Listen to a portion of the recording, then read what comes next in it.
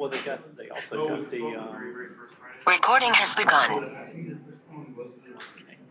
Oh, okay, then you're right. Sorry. Also got the You might be door right. in the locker room. Talking about it right now. Oh, but we don't. I haven't heard that one. You're fine so far, yeah, no. He used a few expletives. Oh boy. All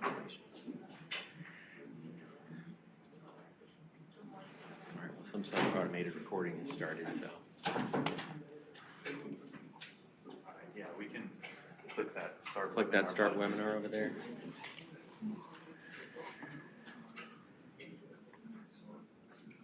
Yep.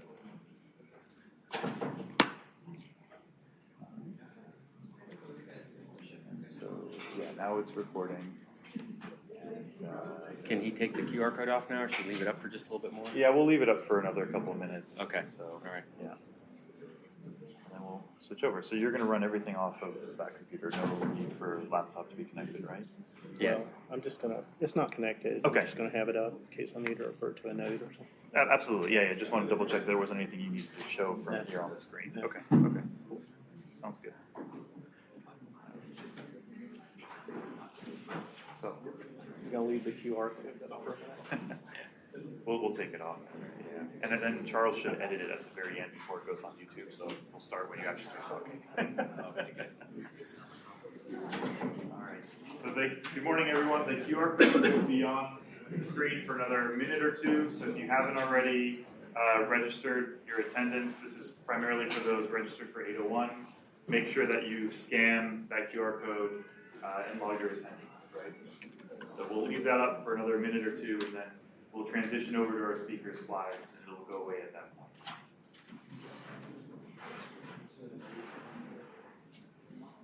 So I see a black screen here. Does that mean that the video is not working? Let's see if I restart it.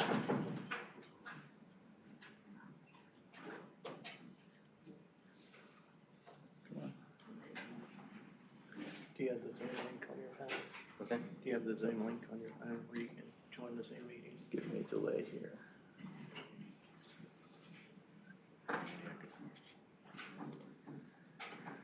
I don't want to click it again because I did that before. There it is.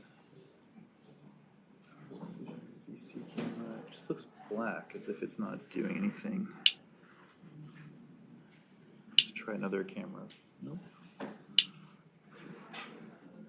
That should be the right one. Oh yeah, it's here, but for some reason it's not coming up on Zoom. Okay. Well, the good thing is that we have two things that we're recording. We have the classroom's camera and system, and then we also have Zoom. So if this, for whatever reason, doesn't work out, we may... Oh, here it is. Okay, so I was just on the wrong camera. Cool. Okay, so we'll be good on that front. All right. All right, guys. Last call. We're going to switch over to the slides. I don't see any phones up, so I think we're safe. Alrighty, let's hide this. It's been a while since I've used Edge. Is there a way to go full screen for you as well? Or? Yeah. It's, Under the. Oh, it's hidden over there, behind behind that. there. You can see This the- one here? right, Yep, right there. Okay, Yeah. perfect. And actually, I'll probably hide this so that it kind of gets out of the way for you. All right, video's on. Okay, cool. I think we're good. I think all of that checks out. Okay, all right. So I'll just say one or two remarks Yep, logistically. please. So we're going to get started. Thanks again for coming in today.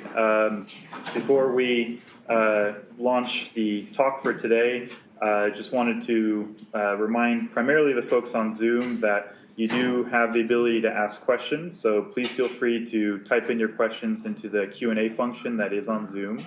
And then I think we'll go back to those at the very end of the talk. And if there is a particular slide that you want to reference for your question, since we won't be taking the questions live, my suggestion is that you type in the slide for your question so we know where to go back and take that question. Other than that, please feel free to grab some water or coffee or anything like that if you haven't already, and I will hand it over to you to do the introduction. Thank you so much. Spirit, thank you. All right. What was that? That's already done. Yeah, we're already more than 5 minutes in, so did last call and everything. All right, welcome everybody. I want to help to introduce Sammy. I'm fairly new to the department. John Gaida. I'm a professor of the practice in the Freedom area. I help teach FC classes, so a lot of you maybe haven't seen me, but you may have seen an announcement. I got the opportunity to work with Sammy and some of his other folks at Duke for a lot of years, so happy to have him join us here. Sammy is general manager of now Grid and System Operations Planning. So Duke is even in the middle of reorganizing how they're doing things. So we asked Sammy to come and talk and tell you a little bit about what they're doing in the transmission world, because a lot of things are changing. So Sammy, thanks a bunch, and feel free to introduce yourself and your background. Thank you. All right, can everybody hear me okay? Coming through? All right, so as John said, my name is Sammy Roberts, and I'm a 33-year veteran with the power company. Started out with Carolina Power Light Company, and then Progress Energy Carolinas, and now Duke Energy Progress. And really, I'm doing stuff for all Duke Energy jurisdictions in my current job. Pardon? Oh, yep. So as John reminded me, I did go to NC State. I probably paid for one of these buildings with all the tuition I paid here. I got a Bachelor of Science in Electrical Engineering. I got a Master of Science in Electrical Engineering, and I got an MBA when they transitioned the MSM program to MBA back in 2004. And that was the end. I was financially broke at that point in time, so I quit going to school and got a job. So I'm going to talk about transmission planning primarily, and I'm going to give you more of a industry perspective from a Duke Energy perspective rather than a highly technical perspective. I'm not going to talk to you about Jacobian matrices and transient analysis in detail, stuff like that. So I'm going to give you more of an industry perspective. Hopefully it's interesting to you. I like to stop and answer questions you may have during the presentation. Hopefully that's allowed. So if you do have a question, feel free to raise your hand. I will try to handle the ones that are submitted via Zoom chat at the end. But if you do have a question as I'm presenting, please feel free to raise your hand, and I'll try to answer that question. If not, I have two of my distinguished colleagues that are also NC State graduates down front here, and they can help me out with fielding any questions you may have on a technical nature.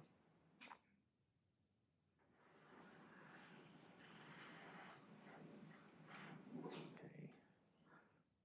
Do this manually.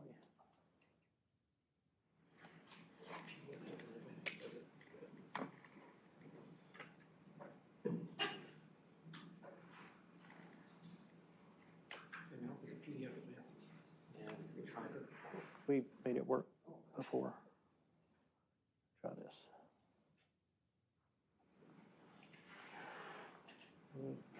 Slideshow's not advancing. You can't do it even with the cursor? Tried hitting page down. No, cursor doesn't work.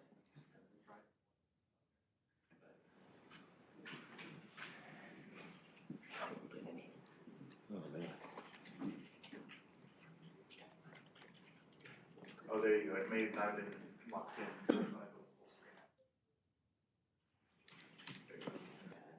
Yeah, great, perfect. Thanks. So the topics that I'm going to talk about is just give you an overview of our power system, some information about our service territories in the Carolinas, resource plans.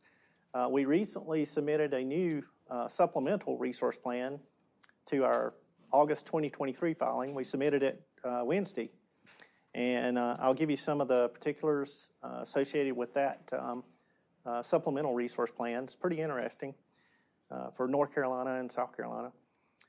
Talk about the transmission planning drivers, primarily looking at reliability and also generator interconnections, with respect to resource types and load additions. Load additions has recently come to the forefront, and I'll give you some information on that as well. Talk about modeling and tools and show you an example with respect to using PSSE and Terra. We're also getting in the array of tools for EMT analysis, and so I'm sure more to come on that, probably even some NERC reliability standard requirements in the near future. I'll talk about first quarter 2023 and how things are starting to move or have been moving recently and are starting to move even faster with respect to transmission planning, looking at our future of our transmission grid. And then integration of inverter-based resources, what sort of considerations we see moving forward with that. So this is our service territories, and you can see DEP East and DEP West, separate balancing authority areas where we have to balance resources and demand. We do have a dynamic tie in between, so that helps out a lot. But anyway, DEP West is a winter peaking area, now close to around 1,300 megawatts. And DEP East is primarily a winter peaking area as well. And combined, you're looking at around 1,600 megawatts total all-time peak. DEC, last time I checked, it was still winter peak around 22,000 megawatts, 22 gigawatts. We do have about 16,000 miles of bulk electric system, BES voltage class lines. That's 100 kV and above. You can see the numbers at the bottom of the map. We have a winter capacity, installed capacity around 37 gigawatts. That doesn't include purchases, firm long-term purchases that we have that we can use to serve load. And that's a installed capacity number. So if you think about that versus our, what did I say, around 30, close to 37 and some change for all-time peak winter load, we do have extra resources. We're not going to run out of resources, hopefully, again. 4.5 million retail electric service customers in North Carolina and South Carolina, and 53,000 miles of square miles of service territory.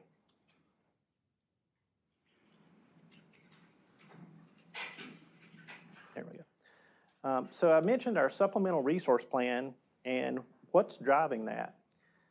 We're seeing unprecedented large loads wanting to locate in North Carolina and South Carolina. And when I talk about large loads, I'm not talking about 20 megawatts, 30 megawatts, hundreds of megawatts for some of these customers. And just to put that in perspective, when we filed our August 2023 integrated resource plan, our economic development load forecast at that point in time was somewhere in the neighborhood of 1,300 megawatts. Additional large load growth, economic development load growth. Now it's over 3 gigawatts. And so that's just over the span of, 8 months? So we're seeing, or 6 months, and so we're seeing huge economic development load growth in our service territory. And obviously, if you add load, you've got to have resources to serve that load. If you add a lot of resources to serve that load, that's going to require a lot of new transmission infrastructure. But just to look at some of the load growth, you can see our 2022 carbon plan that we filed, and I'll just pick a point on the map, on the chart, around 2033. You can see with that carbon plan, we were looking at about a little over 33 gigawatts of load forecast. And then if you look at the 2023, and that was reflected in our August CPRP, you're probably looking at about 35 gigawatts load forecast. And then if you look at our updated fall forecast, you're looking at 38 gigawatts. And then continued economic development takes it up even further, closer to 40 gigawatts, or 39 gigawatts. So you're seeing pretty unprecedented load growth with economic development. This is in the form of automotive manufacturing, electric vehicles, batteries associated with those electric vehicles, semiconductors, electronics, data centers, even crypto. We're still seeing some of that load growth. So quite a bit of large load coming to North Carolina and South Carolina in our service territories. So how are we going to serve all that? Well, I showed the change in resource plan. Once again, we submitted a IRP back in August of 2023, last year. We just submitted a supplemental IRP. This shows the change in resources for 2035, going from that August filed IRP to the recent Wednesday filed supplemental IRP. So we're seeing additions in solar, going up to 12.6 gigawatts of additional solar by 2035, 5.1 gigawatts of batteries, still 2.1 gigawatts of CTs by 2035, 6.8 gigawatts of CCs. So we're increasing the amount of CCs that we're connecting. Onshore wind staying about the same. Pump storage hydro is a little bit more, and that's due to some uprates from the design that we've realized. Advanced nuclear staying about the same for 2035. Big change, 2.4 gigawatts of offshore wind. We had 0 back in August, and now we're looking at 2.4 gigawatts by 2035. So quite a change in our resource mix. Once again, you've got to plan the transmission system. Takes a while to construct and build transmission, especially if you're talking about greenfield lines. And so we've got to figure out how to accommodate all this load. I thought it would be interesting to look at the evolution of the resources that have connected to our grid over time. And so this first map, 1950s and 60s, shows coal-fired power plants and hydro power plants. That was the majority of our installed capacity for the Carolinas back then. And for the current service territories of Duke Energy Progress and Duke Energy Carolinas, you're looking at a little over 11 gigawatts of those resources. 15 gigawatts of those resources. Then if you add nuclear in the 70s and 80s, you're looking at about 26 gigawatts of total installed capacity in those areas. Then if you add gas, 1990s, and we still added some gas generation recently, you're looking at close to 39 gigawatts of resources in this area. And then you got to talk about solar with a lot of tax incentives, state tax incentives, federal tax incentives, and Duke Energy Progress had a high avoided cost rate, which is the rate that we would pay purpose solar. You got a lot of distribution connected solar. Today, we have about 2,500 megawatts of distribution connected solar, and we have about a little over 2,200 megawatts connected to transmission. And then we have a few small batteries connected to distribution as well. So what else could change? We're adding a lot more of this solar, batteries, gas-fired generation. We're adding some pump storage capacity, load. That's been the big change over the last few months, last year into this year. And so these are just speculative locations, but once again, these are like 50 megawatts, 100 megawatts, hundreds of megawatts types of loads. So significant loads added to our system, so the power flows are changing dramatically.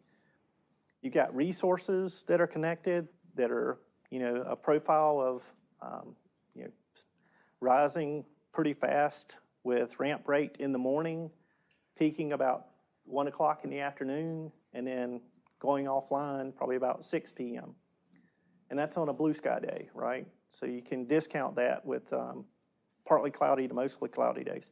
So you've got resources with that kind of profile moving all over the place. You got battery storage to help kind of smooth that, but we don't have a lot of battery storage yet.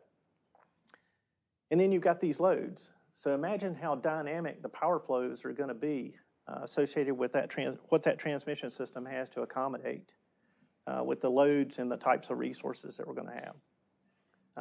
It's a tough analysis to think about going forward, but we're looking at it and we're analyzing it and we got a plan for it. So what are the transmission planning drivers that we have to respond to today? You have a lot of NERC reliability standards. You have reliability guidelines. And the standards are mandatory. You can face civil penalties of up to over $1 million per day per violation with respect to violating a NERC standard. We've got generator interconnections that we have to study and make sure the transmission system can accommodate that. And I told you about the resource types, right? We had to make sure that that transmission system can accommodate those variable energy resource types and those changes in dynamic flows. Because our gross load peak occurs in the summer around 5 p.m., a little after 5 p.m. Net demand peak, of course, when solar is totally offline, doesn't occur until around 1900. But that gross load peak, we've got to accommodate, and by that time, 5 p.m. in the evening, a lot of solar is ramped out. You're only getting about, on a blue sky day, about 40% of the output of that solar. So we've got to have some other generation make up the slack to continue to serve this load. And I failed to mention a lot of this large load is high load factor load, meaning it's pretty steady load all day. So we've got to take that into consideration in our modeling and in our analysis and our planning for transmission with our system. And I mentioned load additions as well. So what are these NERC standards? Once again, $1 million per day per event, over $1 million per day per event per violation. So we really want to make sure we do due diligence to comply with these standards and requirements. Well, for planning, these are the three main ones that I could think about. And that's your mod 32, which is like your data inputs to these planning models, making sure you have accuracy and quality data and complete data. And then your nuclear plant interface requirements. And so that's your NUC 1. And that basically says we need to make sure with that transmission nuclear interface that we provide them with the reliable off-site power that they need with respect to operating that plant safely. And also getting the power out from the plant. And then TPL-1. So TPL-1 is the primary transmission planning standard, which gives you and I'll go into more detail a little bit later, which gives you a variety of categories, scenarios that you have to study, you have to do transmission planning analysis for, and you have to make sure you meet certain performance requirements with your transmission system. And then there's a lot of reliability guidelines coming out on inverter-based resources. And I fully expect those to transition into reliability standards later on with the amount of inverter-based resources that we're looking at interconnecting. And I failed to mention that earlier with respect to resources, but Duke Energy-wide, with our jurisdiction in Florida, our jurisdictions in the Midwest, Duke Energy Indiana, Ohio, Kentucky, Duke Energy Carolinas, and Duke Energy Progress, we're looking at, by 2035, adding over 45 gigawatts nameplate of IBRs. That's a lot of inverter-based resources, a lot of nameplate megawatts for inverter-based resources.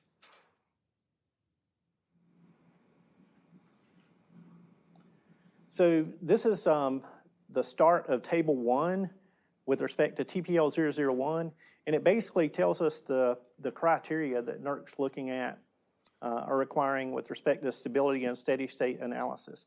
And once again, we have to take that criteria for steady state results, performance, for voltage performance, for transient performance, and we have to make sure that the analysis results show we meet these certain performance requirements.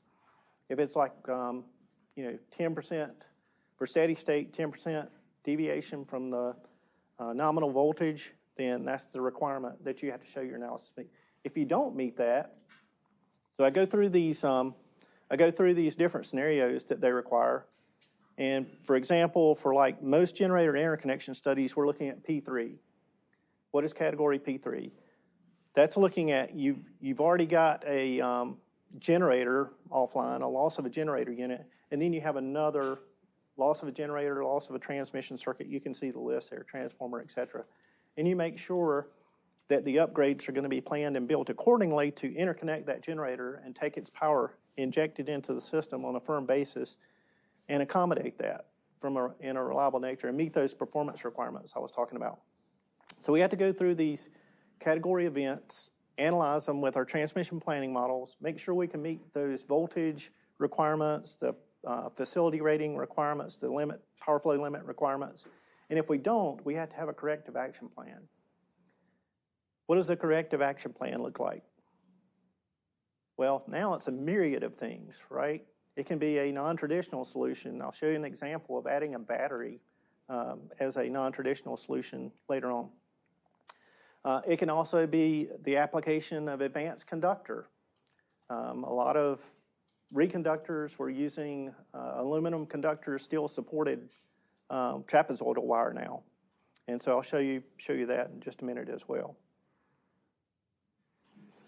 So with respect to extreme events, TPL also specifies looking at some performance requirements with respect to extreme events. The corrective action plans aren't required like they are for some of the other category events, but we do have to look at these extreme events like loss of gas on the system, for example, wildfires, that sort of thing. And NERC is coming out with a new standard, TPL-008, with all these cold weather events that have occurred over the last few years.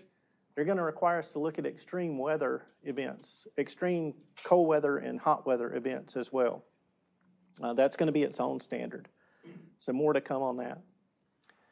What about NERC 1, the NERC 1 standard that requires us to make sure our nuclear plant interface requirements are met and the nuclear plant can be operated safely. So this is basically the requirement 1 and requirement 3 from the standard, basically stating our analysis shows we have to meet, for example, the voltage requirements for reliable off-site power.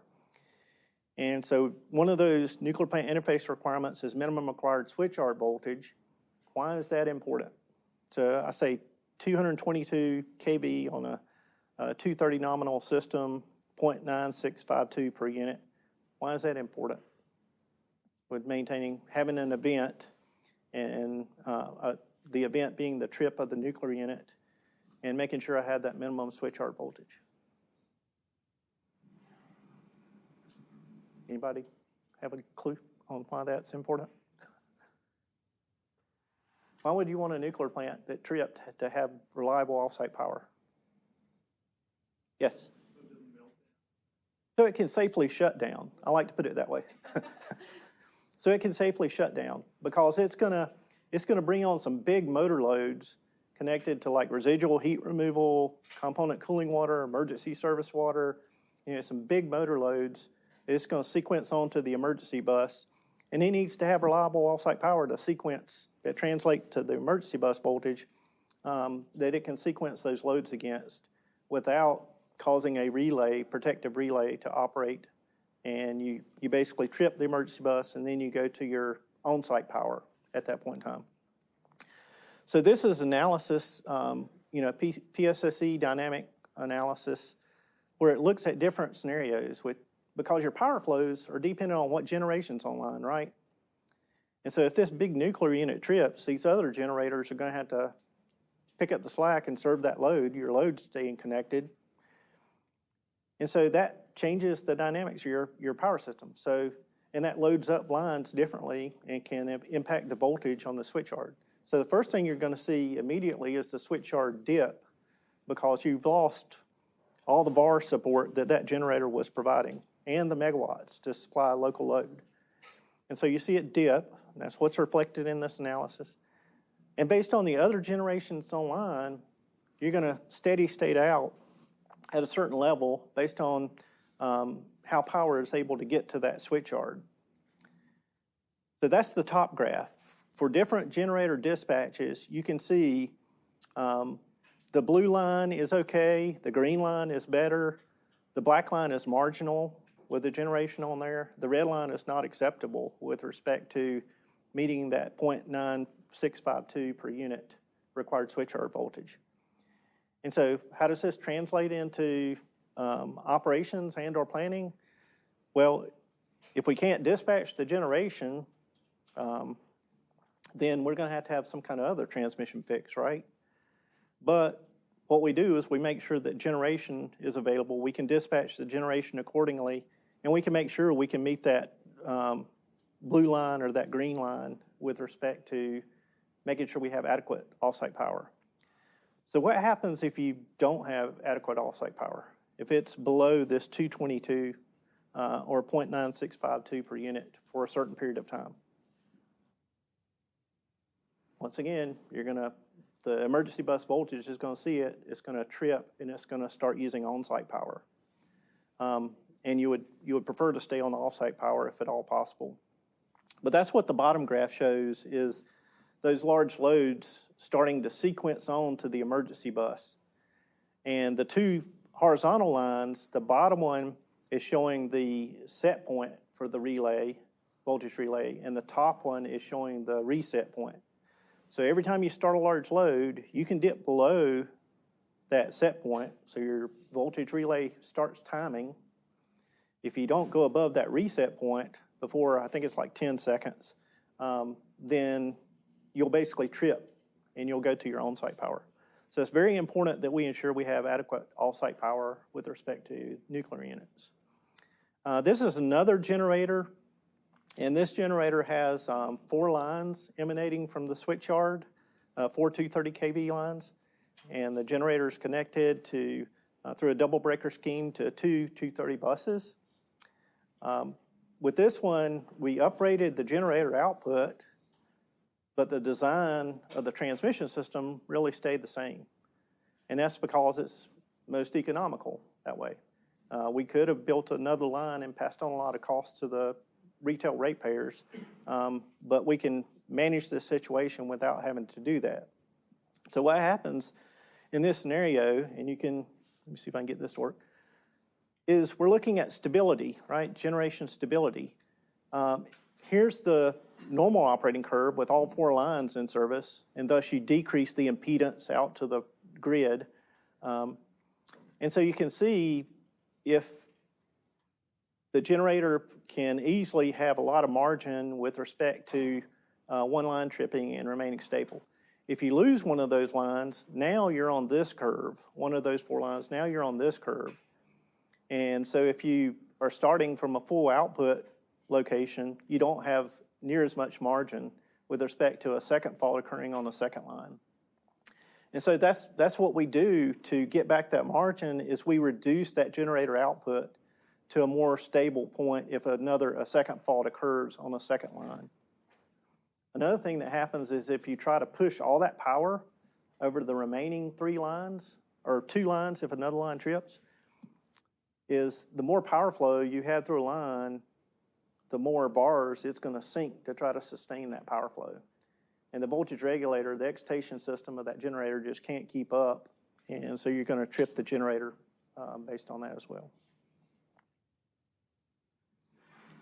So that was an example of a stability type analysis that we do. Now I'm going to talk about generator interconnection. About August of 21, we got approval from FERC for our cluster study process, our definitive interconnection system impact studies cluster study process. What does that mean, cluster study? Well, I'm going to go back a few slides if I can. So imagine having to study all those generators requesting interconnection at one time. That would be a nightmare, right? We didn't quite have to do that with the DICES, the phase 1 DICES of 2022. But it was, there were a lot of generators requesting interconnection. I'll show you that in a minute. Because if all those move forward to interconnection agreements, you've got to accommodate that. So I just want to talk about the timeline a little bit first, because people have a little bit of misconception with the timeline, even internally. So if I look at the timeline, I'm starting out, I enroll customers that request interconnection to our grid. In phase 1, I do power flow and voltage studies, and that can result in these are the identified transmission upgrades needed to interconnect your generator. Phase 2, I've had probably a lot of generators to withdraw going from phase 1 to phase 2. So I may rerun power flow and voltage, but also I'm looking at stability and short circuit. I may have to do a restudy if enough of the phase 2 generators withdraw after that. And then I'm doing facility studies. By that I mean the interconnection facilities needed locally to the resource to connect with the system, the point of interconnection. And then I sign an interconnection agreement that they are going to pay for these upgrades and they are going to connect to the grid at this point in time. The thing people don't realize a lot is this makes it look easy with respect to getting to commercial operations. Some of these transmission network upgrades I identify may take up to 6 years to complete. And so a lot of people don't realize that I've got to get these network upgrades done for you to have firm interconnection service or network resource interconnection service to the grid. And so it can take this period here to get to interconnection agreement can take about 2 years itself. So then if you tack on, let's say, another 4 years to do the network upgrades, which is usually the critical path, you're talking about 6 years from a generator requesting interconnection to actually connecting and injecting as a firm resource into the grid. And then we've got first quarter 2023 that will result in a shorter schedule. So it's just going to put more pressure on our planners to get this done in a timely manner. Speaking of the 2022 DICES Phase 1 study, this reflects what we had to study in the DEC, Duke Energy Carolinas, and Duke Energy Progress areas. So we had to study about close to 10 gigawatts of summer peak resources. About 5.5 gigawatts of that was solar, 740 megawatts was battery storage, 1680 of pump storage hydro, and about 2 gigawatts of natural gas, and then 6 megawatts of hydro. So all that's reflected on this map, and you can see where they were requesting location. And the reason that you see all these yellow dots here, which is solar, requesting location in that area, especially where it's demarcated red, which we call our red zone, is because this map shows it's really favorable to solar development. A lot of big land parcels, a lot of good land lease options, land lease rates, just overall good topography with respect to locating solar. What we saw in the DICES, 2022 DICES, is that this area started to get appealing for solar. And you can see that with about 1,100 megawatts of solar requesting interconnection in that corridor. And so what happened is we're now developing another red zone. And what is a red zone? Our red zones demarcate where it's transmission constrained. If you want to try to locate in this area a resource, you're probably going to have a lot of transmission upgrades to deal with. So we realized that back in 2021 and put that in front of the State Commission and said we really need to start doing proactive transmission upgrades to free up that red zone. And you can see those proactive transmission projects highlighted on this map. And that's helped out a lot. Not enough, it's not near enough with respect to the amount of resources we have going forward, but it's definitely helping out. Any questions? Quiet group.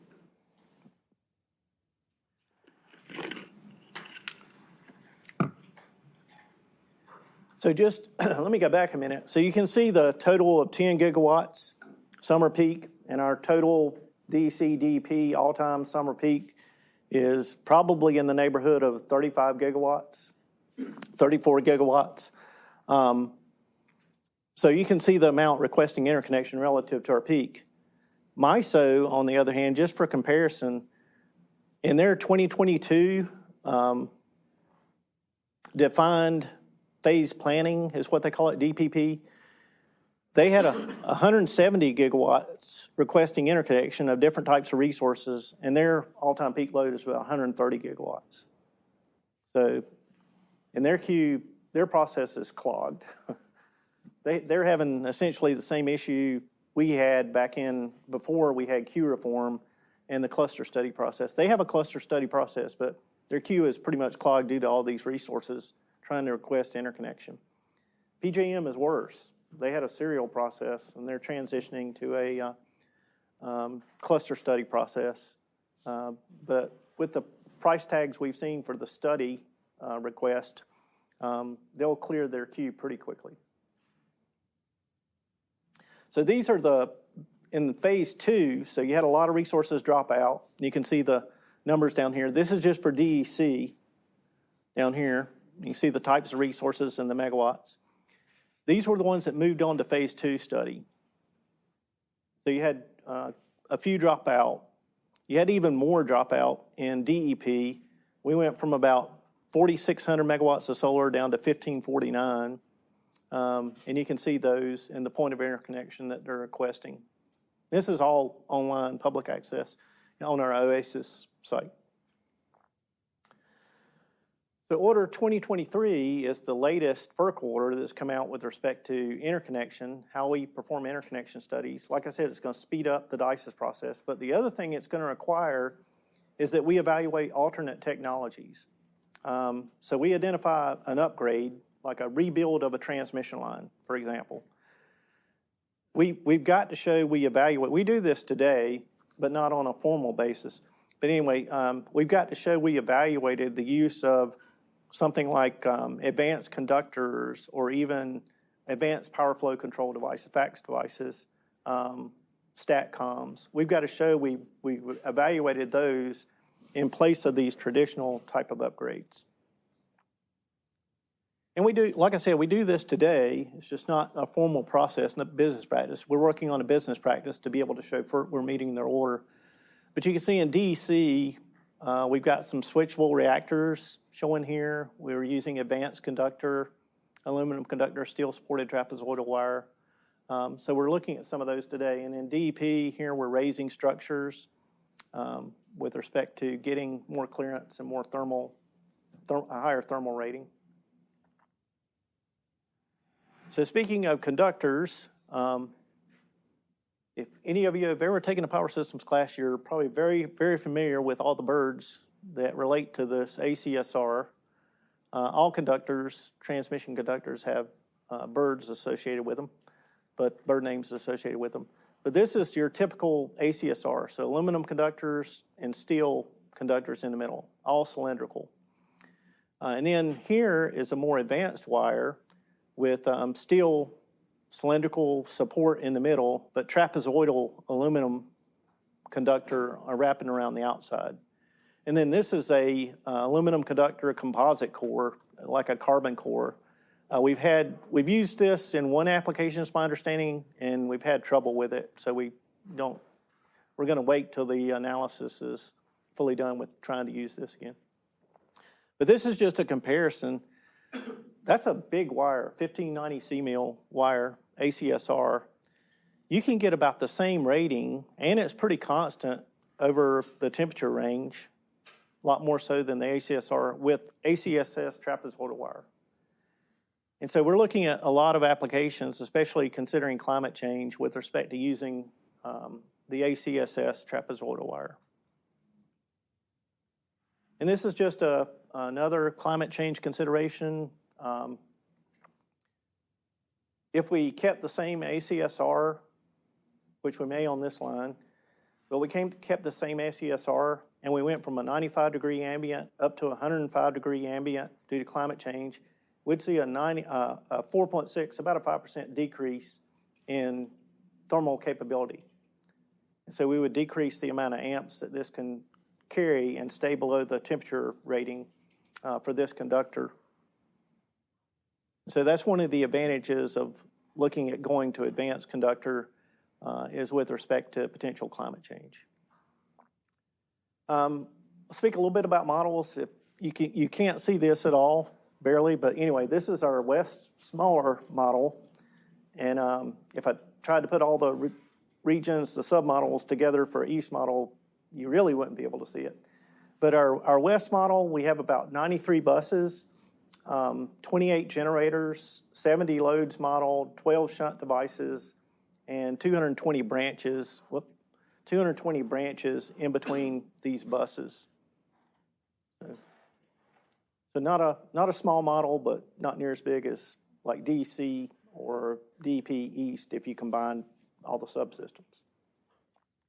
And here I'm just, basically I'm pan out again. I'm going to focus in on this Cane River sub just to show you like the closer view of the model, the topology, as well as a data record associated with this. Recently, hadn't been too recently now, we added a static VAR compensator at Cane River to basically provide the necessary voltage support in that area with the load and contingencies, looking at contingencies. And this is just the data record associated with that. And so you can see this static VAR compensator can range from minus 50 megabars up to 150 megabars with respect to its capability. to support voltage. And that's just basically what the data record shows for that shunt device. And that's basically reflecting, let's see, I think it's this. Oh, it's up here. It's connected to 230. It's representing this static VAR compensator. So now I'm going to go over an example of how we identify contingency overloads and how we determine solutions associated with that. And this just shows for a loss of a section of line, I'm going to overload some other parts of the line up toward Weatherspoon plant at 123%. So this is really the results of the analysis. This is the topology as given in PSSE. And so basically my contingency that I'm going to look at is loss of this bus and loss of this line segment. And what it's going to do is all the load all the way down to Maxton is going to have to be served from Weatherspoon plant bus. And that's going to cause an overload of this section up here. This is Terra Studio, a different tool, different vendor, different tool. And so it shows the topology in Terra Studio. And once again, looking at Weatherspoon plant down here, and I'm going to overload this section of line when I lose this Libby Owens Ford bus here. So this shows the contingency modeled. And so here I just showed it as a loss of this branch between Butler Tap and Libby Owens Ford. Here I show it as the bus out and thus, taking the branches out as well. So here's the results shown in PSSE, and I show you, 123% overload on this line due to this contingency. And here I show in Terra Studio the same 123% overload, just more easy to visualize.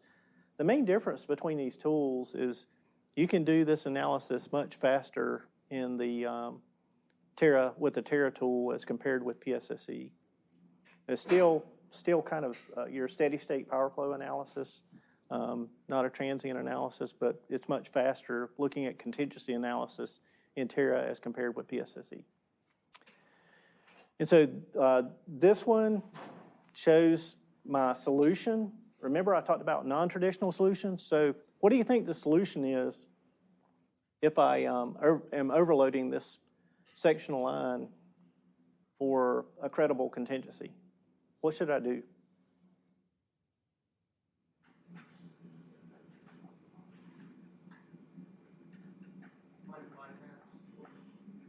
Bypass?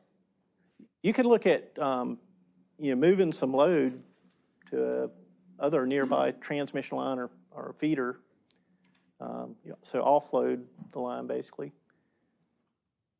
I mean, typically if it's a credible, like TPL, identified contingency overload, we'd look at reconductoring or raising the line, those type of solutions. And it turns out, based on the location of this line, that may not be too feasible. And so what we're going to look at as our solution is adding a resource. So if I go back to that overload, if I can add a resource to like this bus right here, maybe that can serve some of the load locally and push back on this overload. And so my solution that I'm going to look at is adding a battery, a 4-hour battery. And so if I add a 4-hour battery and rerun the study, I get down to around 91% loading for that same contingency. So I get a resource and I also get a solution to my overload with respect to using this battery as a non-traditional solution.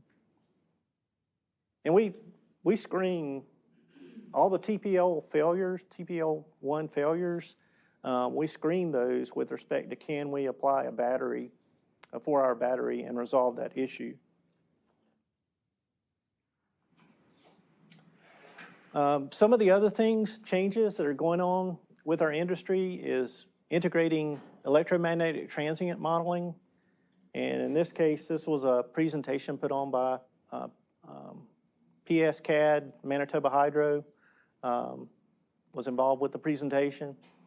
And one of the things we got to start doing a better job of is with respect to looking at specifying, inverter settings and specifying like reference and control limits, as well as control parameters like gain, ramp, time delay.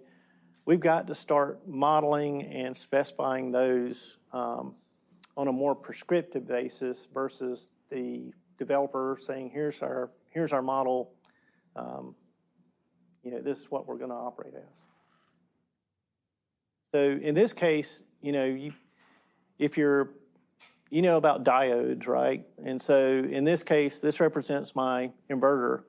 So if my voltage out here gets higher than my DC bus voltage, I'm going to basically shunt the inverter, the probably insulated bipolar gate transistors that are gating the stuff. I'm going to shunt that, and I'm going to shut down my inverter, right, if I do it for long enough, a certain time delay. And so I've got to make sure that my settings are specified such that I can ride through credible events. I don't provide the wrong angle with respect to my phase lock loop, providing the correct controls and shut down based on an inaccurate representation of this angle going into the controller. Once again, ramp rate, gain, time delay, all those parameters, limits, references, all those parameters need to be specified correctly in order to ensure reliable operation of these IBRs. And I told you we're company-wide, we're getting 45 gigawatts of IBRs through 2035. So this is some IBR testing tuning graphs from some testing we did. And here, with this graph, we were trying to show that we could send a set point to the controller, active power set point to the controller. And if we could basically provide enough range, it would follow that set point. So here's the set point, the green dashed line. Here's the actual output, started out around 20 megawatts at this time in the morning, 9, 10 in the morning. And then didn't do too good of a job following the first set point. Anybody want to hazard a guess why?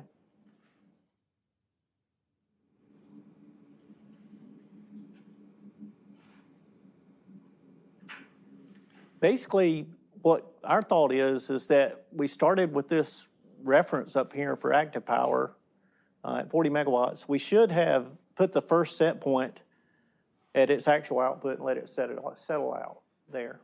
Then we should have started conducting the test. And we would have gotten a closer following of this set point signal, and we wouldn't have gotten the overshoot going to the low side with respect to it responding to the set point signal. The other thing we wanted to show with respect to creating this 10 megawatt delta between actual output, this is the projected actual output, this orange line. We wanted to show that when ACE, the area control error for the balancing authority, went low, that this solar facility could provide increased output within the range you made to help with that regulation, that ACE. And so we did that. And once we got going and it settled out, we provided, ACE went low, we provided a set point signal to increase output, and it did.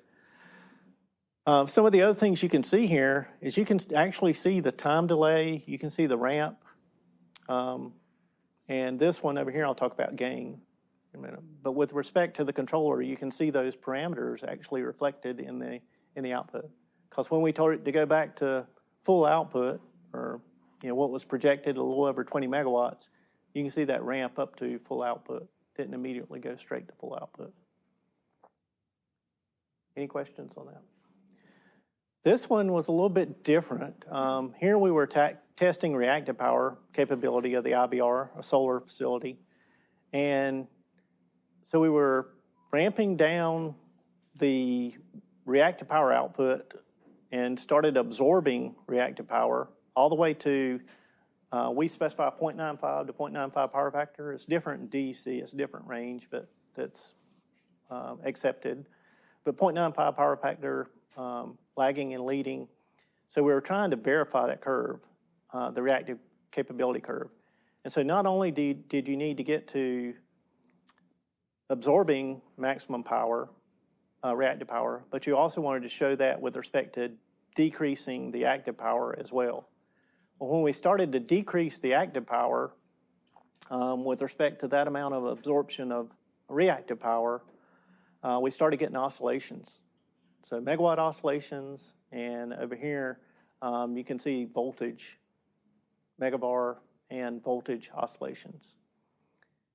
And the reason we think that happened is because the gain wasn't tuned properly, and we tried to increase the megavars too quickly from this point, along with having the active power down so low. We think the gain was set incorrectly with the Q controller, and so it started oscillating. Both the active power and the reactive power started oscillating. And so, once again, the importance of making sure those parameters with your controller and your settings with your inverters are set properly, analyzed and set properly in order to ensure you're going to avoid this type of operation going forward. Especially when you think about IBRs connected into weak parts of the system. So if I go back to my red zone map,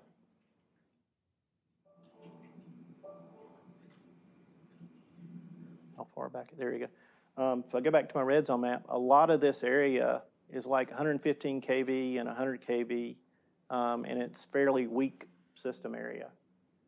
So we need to make sure that those tuning parameters are set properly and we analyze connecting in that weak area. Yes?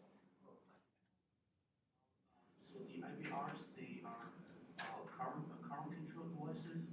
There's an inner current control and then outer nonlinear power loop.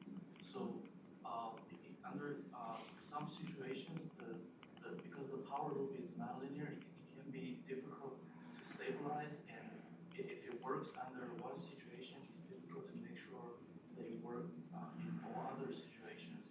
So I was wondering, since the IBRs are heavily current controlled, is it possible for the power system operator to directly send the current set point instead of a power set point? That way, it doesn't have to run the nonlinear power.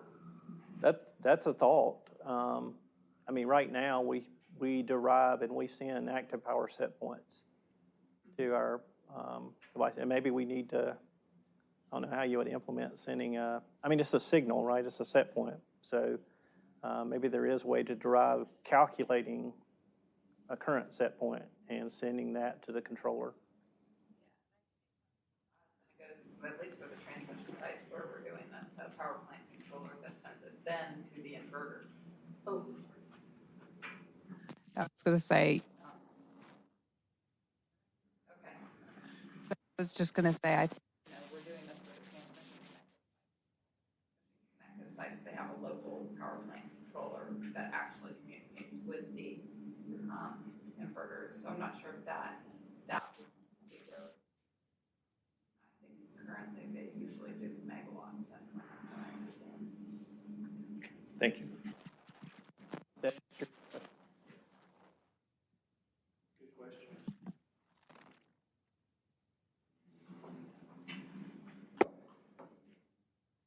So once again, we got to start doing a lot more analysis with respect to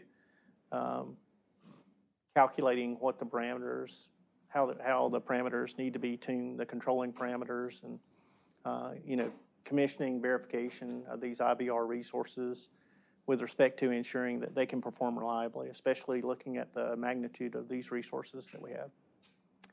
And John, close to the last slide. I think this is the last slide.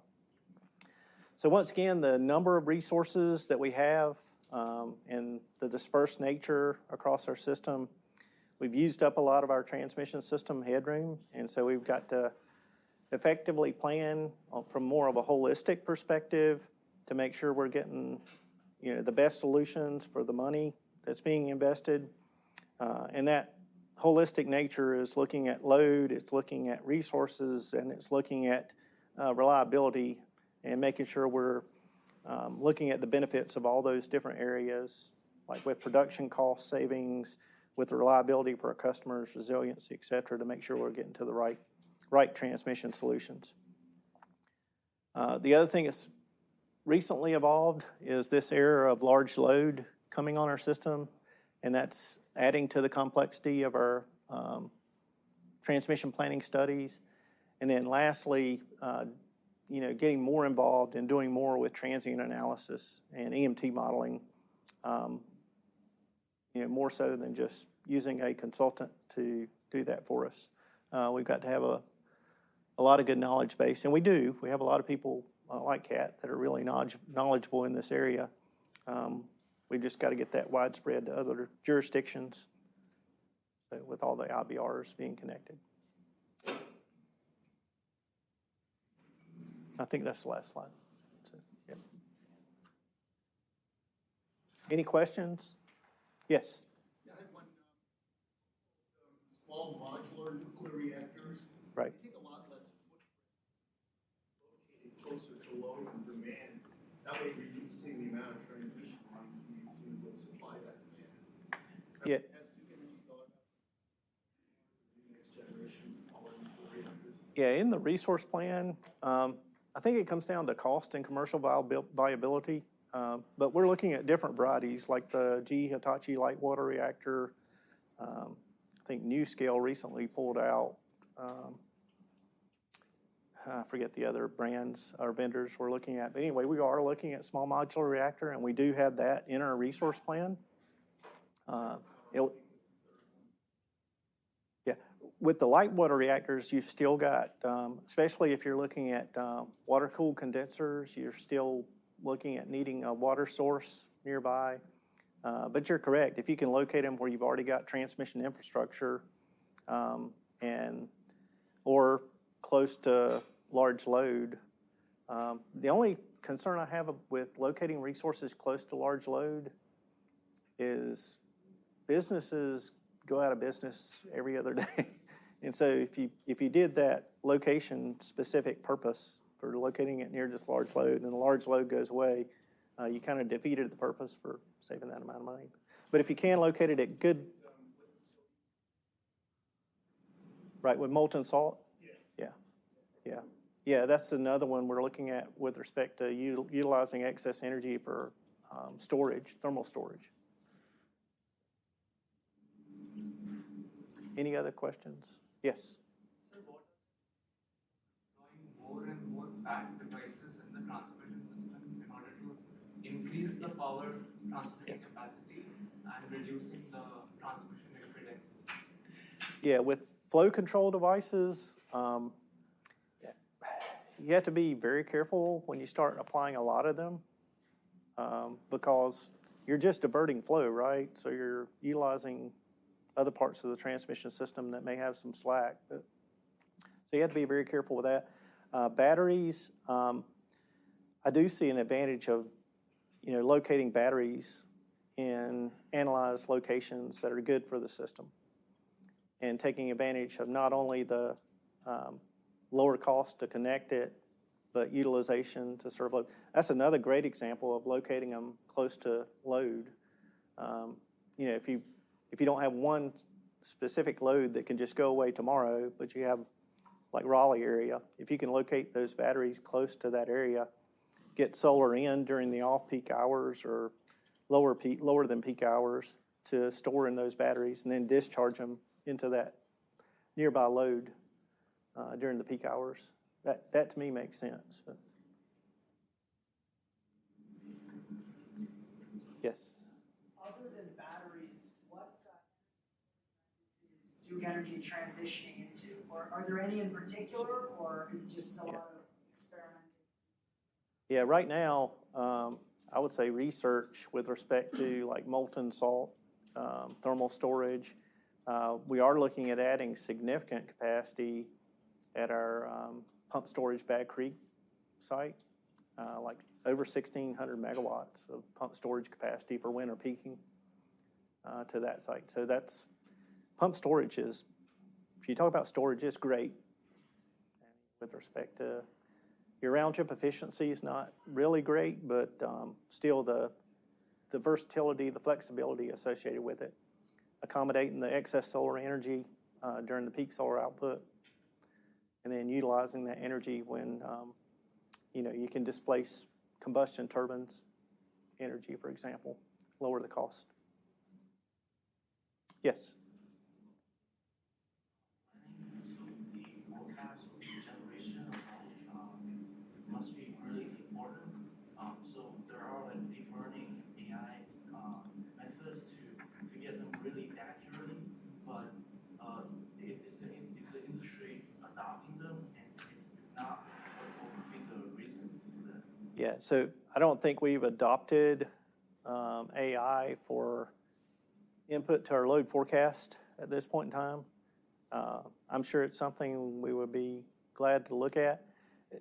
For longer range forecasts, we really look at econometric, some weather-driven component, but mainly econometric models with respect to how the economic development, the thing is growing. I will say this economic development boom that we're seeing now kind of caught us off guard. We didn't forecast that. And you can see it with the resource plans that we have. So a couple questions on Zoom. Okay. So I just wanted to make sure took a chance to address those. Okay. Dr. Baran says, glad to hear that you're planning to adopt integrated T&D models. What will be the main use of such a? Right. So, there's a lot of advantage, right? Especially if you're looking at influencing customer behavior, utilizing behind-the-meter resources with respect to managing customer demand. Even that can be utilized for helping with transmission loading. However, if you've got this one area that's adopting a lot of EVs, a lot of fast chargers, that can create, if you don't control that properly, that can create the need for more expensive infrastructure in that area. We look at, in the DICES, we look at if you're connecting to like a distribution feed directly to a distribution feeder at 250 kW and above utility scale, we're requiring you to go through the DICES for looking at transmission impacts. And so, integrating T&D, can make a lot of sense with respect to one impacting the other. And the main thing on the D side is power quality. You've got to provide, and it's getting even more and more stringent with respect to the customer's demand with power quality. So we've got to keep that in focus. But absolutely, influencing customer behavior with rates, with cooperation, using behind-the-meter resources, and IoT for controlling things. There's a lot of thermostat control occurring today. So utilizing those to help with loading can save money for customers as well. I think in general, I feel like there's a lot more variability both on the transmission side that creates more system conditions or scenarios you need to make sure are okay. Yep.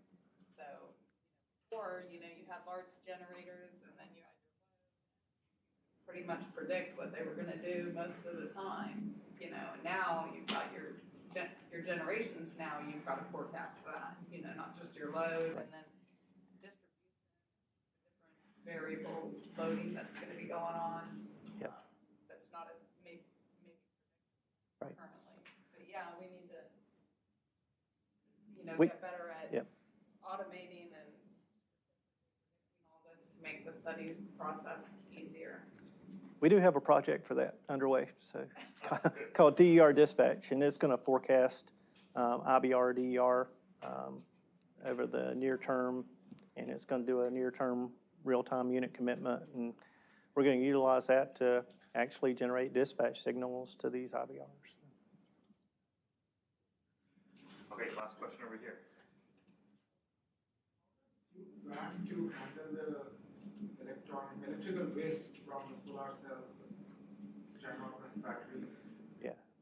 Yeah, so that's a great question. So in House Bill 951, there is a requirement that if you install a solar panel, you had to have a plan of disposing, a proper disposal plan for that solar panel.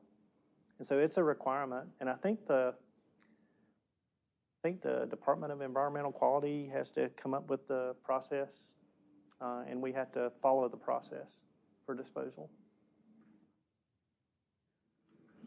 Great. Thank you very much. Let's all give Sammy a round of applause.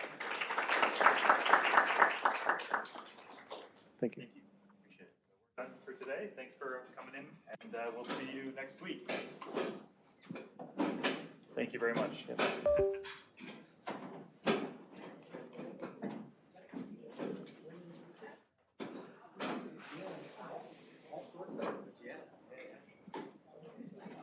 Very good. Thank you. Appreciate it.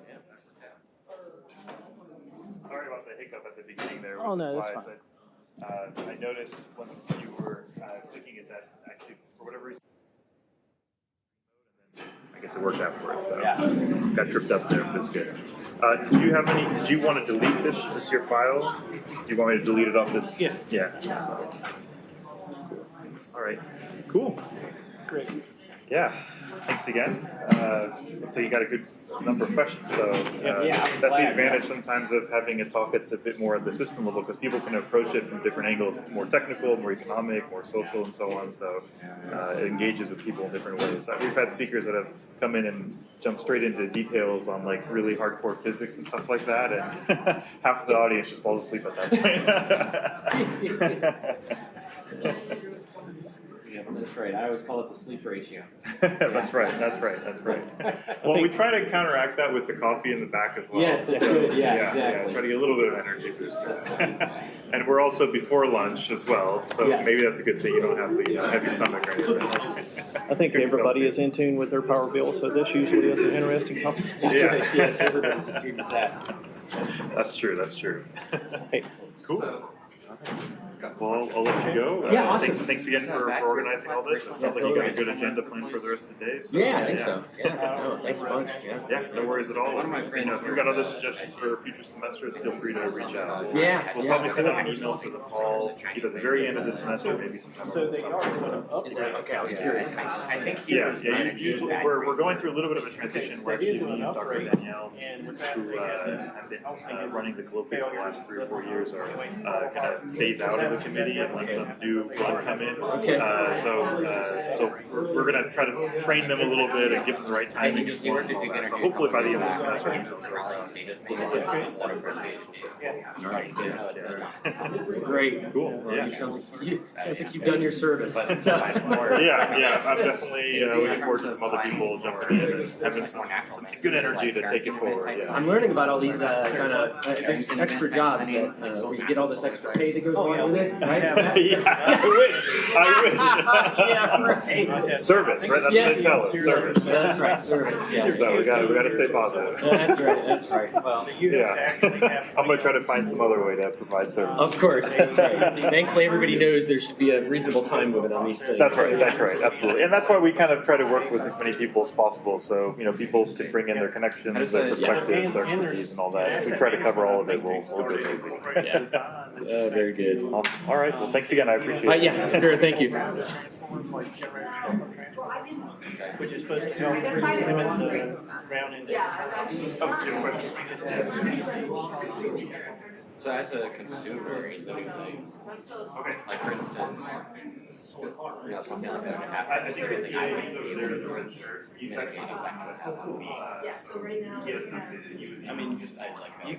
You can induce ground currents system that you would have. If you have your own on-site. I got you or whatever. Because I feel like any wiring I have in my house is not going to be affected by such a thing. Is it just not? So that's the financial aspect. We have procedure, we have a lot of work was done in the area for several years. Quite it down. with the issue of the but I'll let you guys sort that out. I think we've done some stuff on the asset management side to try to help that as well. Now, communication systems, especially satellite. He's asking about GMDs. Oh, yeah, okay, right, yeah. It's been I've seen more and more chatter about it. Yeah, I think a lot was done around transformer grounding. Yeah. Things like that. Yeah, impedance, adding impedance, adding switches. That's right. Okay, yep. I need to head out, but I wanted to say thank you once again. I appreciate it. Very interesting talk, and hope you have a good rest of your visit with the Freedom team as well. Thank you. See ya. Bye. Well, cool, man. Back up all my mess here. Yeah. Take your time. I always, when I get done with the lecture, I get worried that I leave stuff. So make sure you get everything. How are you? Good. How are you? Doing good. Good. This time you're taking the protection course, right? Yes. Yeah. I'm sorry, I don't remember your name. Aditya. I was a TA for 585 last semester. Oh, You yes. conducted one of the Yes, lectures. I'm sorry. That's right. Yes. Okay, cool. Yeah, that's right. Oh, good. Yes, I'm doing protection, and that's a lot of fun. So, Yeah, that's good. So will you be taking 585 in the next semester? You know, I'm not sure yet. I might. I don't. I think we're still planning. I may do it. I may help with it. So we'll see. I think Neil Begot enjoyed doing it, but I haven't talked to him yet to see. So we're waiting to find out who gets assigned. So, yeah. That's cool. That's cool. Yeah. No, I don't think so. I think it's more like. See. You know Neil Begot? Oh, yeah. Yeah. I helped him out. Oh, that's right. You came and did a guest lecture. Yeah. That's right. You did. Yeah. I mean, we have connections though that. Sami sir, I have a question. Okay. Yeah. So for in the future, when we talk about demand response programs, Right. and when they become more and more, when they become more and more, wide scaled and so can they help in reducing the congestion on the transmission system in the future? Yeah, I mean, you're impacting, if you can have a concerted effort with respect to all your neighbors participating in reducing load in a certain area. I mean, load is resources and load, and that's what determines the power flow. So what is the current, what is the current practice of demand response today? Like, is it being practiced or? Yeah, we have air conditioner control programs. We have a small heat strip program in the western area, but that'll probably spread out. We have thermostat control programs. We're gonna have more time of use like rates with respect to when to charge your battery or charge your car. Time of use rates have greatly expanded in the last year. Yeah. Which is more of a passive response, but it's more of the financial Incentive. incentive for the customer, right? So, yeah, I'm a big time of use. I've had time of use rates for a long time. Yeah, I'm a big advocate of time of use. Yeah. Thank you, sir. Thank You're you. welcome. Thank you. Yep. Do you need to shut this down, or is he gonna do that? No. Okay, great. All right. I think I got all my Yeah, thank you. paraphernalia. Yeah, make sure you have everything. Looks like Okay, all right. computer. I got my dongle. I got my stuff. Yeah, we're good. That worked. I want to do it with you guys, so. Oh, there you So go. do you see that distribution? I was really looking into We'll transmission debrief. energy on our regulated renewable energy. Yeah, I mean, yeah, definitely. I mean, we're in operations, so we can, percentage of commissioning process, okay. Resources.